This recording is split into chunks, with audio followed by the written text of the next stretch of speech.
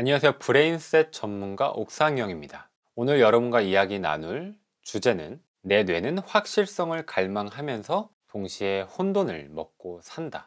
오늘 여러분에게 소개해 드리고 싶은 문장은 3개입니다. 그 첫 번째로 내 뇌는 확실성을 갈망하면서 동시에 혼돈을 먹고 산다. 두 번째, 혼돈은 집중할 수 있도록 나를 격려한다. 반대로 고요함은 도움이 되지 않으며 오히려 하던 일을 그만두게 하는 압박감을 만들어낸다. 세 번째, 두려움은 빛을 비추어야 할 대상이 아니다. 그 자체가 빛이다. 그러면 시작해 볼게요.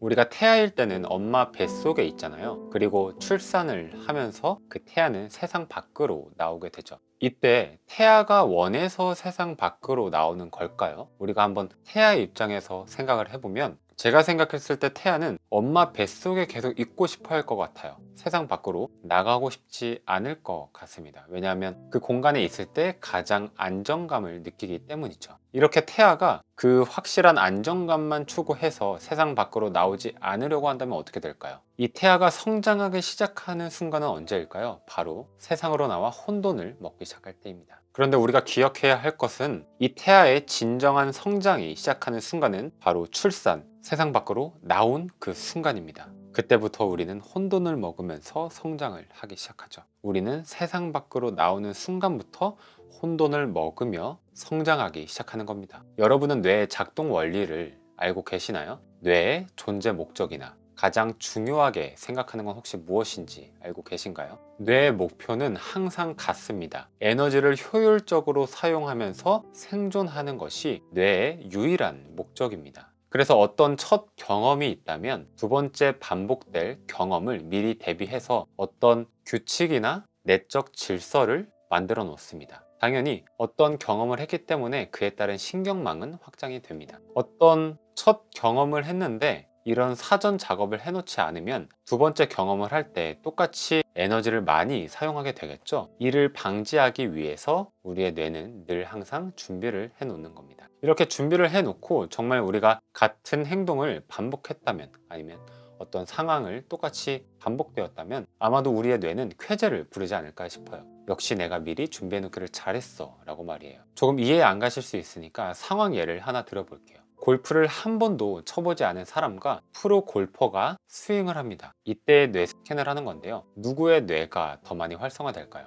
쉽게 표현하면 누구의 뇌가 더 많은 일을 할까요? 당연히 한 번도 스윙을 해보지 않은 사람입니다. 우리가 어떤 새로운 습관, 좋은 습관을 형성하려고 할 때 처음에는 정말 어렵습니다. 그런데 반복하고 인내하며 이것이 결국에는 습관이 되었을 때 언제 그랬냐는 듯이 참 쉽죠. 마치 무의식 중에 저절로 알아서 하게 되는 것처럼 아주 자연스럽게 됩니다. 그 이유는 이 습관에 따른 신경만큼은 충분히 확장이 되어 있고, 고착화, 저는 강화라고 표현하는 걸 더 좋아하는데요. 이렇게 충분히 확장이 되어 있고 강화되어 있기 때문에 굳이 활성화하지 않더라도 이 행동을 가볍게 할 수 있는 겁니다. 우리의 두통까지 이 뇌의 작동 원리로 이해해 볼 수 있어요. 낯선 일, 하기 싫은 일, 내가 생각할 때 의미 없다고 느끼는 일, 이런 일을 할 때는 우리의 머리는 정말 아픕니다. 그런데 우리가 항상 해왔던 일, 내가 하고 싶어서 하는 일, 그리고 습관, 이런 일을 할 때는 전혀 머리가 아프지가 않아요. 이제 조금 이해가 가시나요?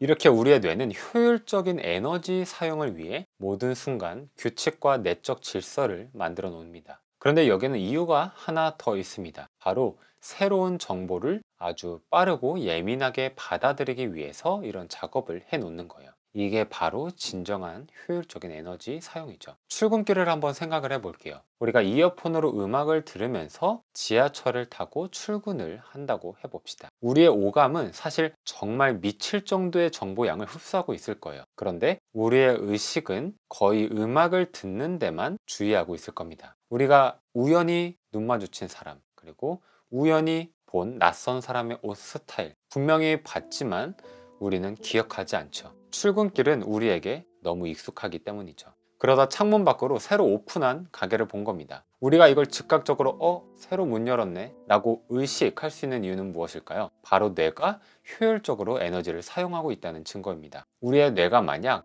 효율적인 에너지 사용을 목적으로 이런 규칙이나 내적 질서를 만들어 놓지 않으면 모든 순간 같은 길을 가더라도 모든 것에 주의를 집중할 수밖에 없을 거예요. 그러면 우리가 그 중간에 새로 오픈한 가게를 봤다 하더라도 쉽게 알아채지 못할 겁니다. 너무 처리해야 할 정보의 양이 충분히 많거든요. 우리의 뇌는 확실성을 갈망합니다. 그래서 우리가 그 확실성 안에만 있다면 우리의 뇌는 에너지를 사용할 일이 줄어들고, 그러다 보면 당연히 신경망 확장 작업도 거의 일어나지 않을 겁니다. 그럴 이유가 없죠. 이미 만들어진 신경망 안에서 우리가 놀고 있으니까요. 그런데 우리는 이 울타리 안에서 안정감을 느끼지만 동시에 답답함을 느낍니다. 더 성장하길 원하고 발전, 성공을 원합니다. 그러면 우리는 이 울타리를 부수고 나가야 하는데, 그 순간 혼돈은 시작이 됩니다. 우리의 믿음과 생각을 하나씩 접어 나갈 때 혼돈은 시작되지만 우리가 그토록 바라던 성장, 발전, 성공은 시작됩니다. 이 혼돈 속에서 위로가 되는 건 물론 제가 시간차가 있다고 말씀드렸지만, 효율적인 생존을 최우선 목적으로 하는 우리의 뇌는 그 순간에도, 그 혼돈 속에서도 적응을 하려고 열심히 일하고 있어요. 그러니까 우리는 안심하고 충분한 여유 시간을 우리의 뇌에게 주면 됩니다.